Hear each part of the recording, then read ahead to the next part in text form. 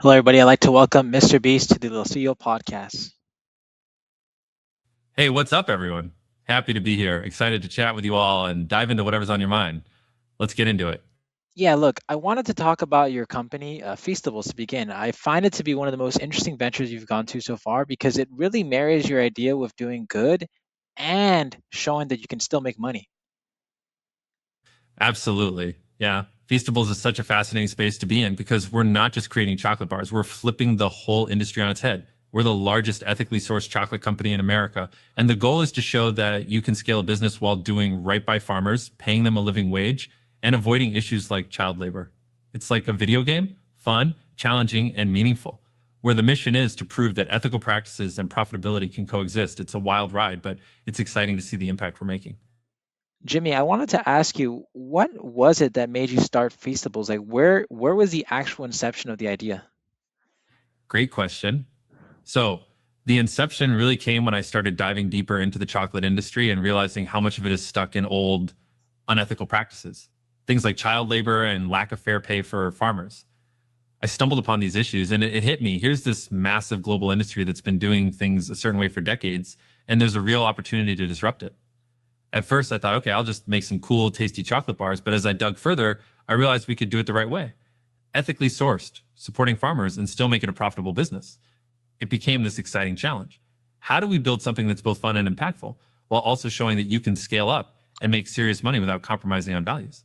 That's where Feastables took off from. And here we are, pushing harder and expanding further into that space. Yeah, I love that. Look, I wanted to maybe take a step back and maybe understand where you came from. Could you tell the audience like what inspired you to even start YouTube? For sure. If you'd asked 10-year-old Jimmy, I probably wouldn't have had much of an answer. But by the time I was 12 or 13, I was all in. I realized there were YouTubers out there making hundreds of thousands of dollars a year. And that blew my mind. We didn't have much growing up. And I dreamed of being able to help take care of my mom and family. It wasn't just about the money, though. It was about loving what I did. I was obsessed with YouTube. I saw a clear path where I could actually make it work. And I just went full throttle. It became my world. Whether it was gaming videos or memes, I kept grinding and trying to figure out how to grow the channel. That obsession was key. YouTube felt like the vehicle to do something I loved while also supporting those I cared about.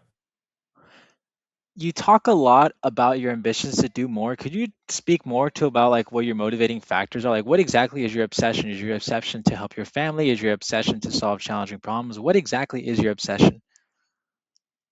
Yeah, good question. Honestly, it's a mix of things, but if I had to break it down, I'd say my obsession is solving complex, challenging problems. I get a real thrill out of taking things, whether it's YouTube, Feastables, or Beast games, and figuring out how to make them bigger, better, and more impactful. It's like this constant drive to push boundaries and do things that haven't been done before.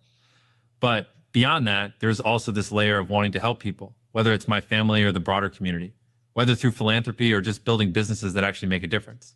So, yeah, it's not just one thing, it's that blend of tackling hard problems, creating big wins, and having a positive impact along the way that keeps me going day in and day out. That's the fuel behind the obsession, in a way. I recently read your handbook and the basic gist is extreme ownership. Could you explain to me what extreme ownership is?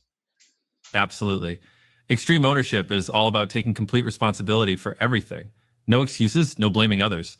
If something goes wrong, rather than pointing fingers, you own it. Figure out what you could have done better and make sure it doesn't happen again. It's that mindset of total accountability where you recognize that, yes, things might be out of your immediate control, but there's always something you could have done differently, whether it's more preparation, clearer communication, whatever. It's about being proactive, not reactive. When I was writing that handbook, I wanted to hammer home that idea. If you want to build successful projects or businesses, you have to own every part of it, good or bad, and keep pushing forward with that mentality. A lot of CEOs have actually told me they use it with their teams as well, which is pretty wild to think about.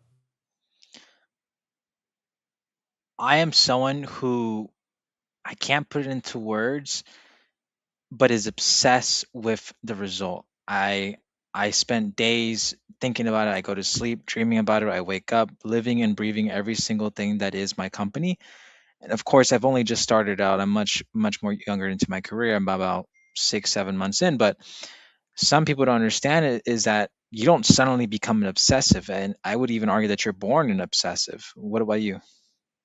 I totally get that. For me, it's very much the same. I've got this deep obsession with whatever I'm working on, and I can just lock in for hours, days, weeks on end, thinking about every little detail, trying to solve problems, make things better, and push things forward. It becomes part of who you are. It's not just something you flip on or off. And you're right, it's not something you just wake up with. I truly believe some people are wired that way. You're either built to obsess over something, digging into it relentlessly, or you aren't. And for me, that's always been the case. Even back when I was 12 or 13, I'd spend all day, every day, reverse engineering why certain videos did well or not, and then repeat it the next day. That level of obsession where you can't help but keep thinking about it, dissecting it, trying to improve. It's a core part of the process. And I think it's what separates those who make it from those who try and burn out. If you're feeling that pull toward your project, living and breathing it, you're probably cut from that same cloth, obsessive in the best way possible. It's a superpower, really. And it's how you start building things that others might not have the stamina or drive to tackle. I couldn't have said it better myself. Well, thank you again for coming to visit us on the Lucile Podcast. You are our inaugural guest. I'm so proud to have you here.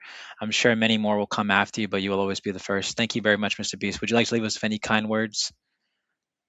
Thank you so much for having me. It's an honor to be your inaugural guest, and I'm really stoked about the great things you're building with the podcast. To anyone out there listening, keep pushing boundaries, stay obsessed with your vision, and don't let anyone tell you it's impossible. If you believe in it and you're ready to put in the work, anything can happen. Keep grinding, keep dreaming big, and remember, the only limits are the ones you set for yourself. Thanks again, and best of luck with everything you've got coming next.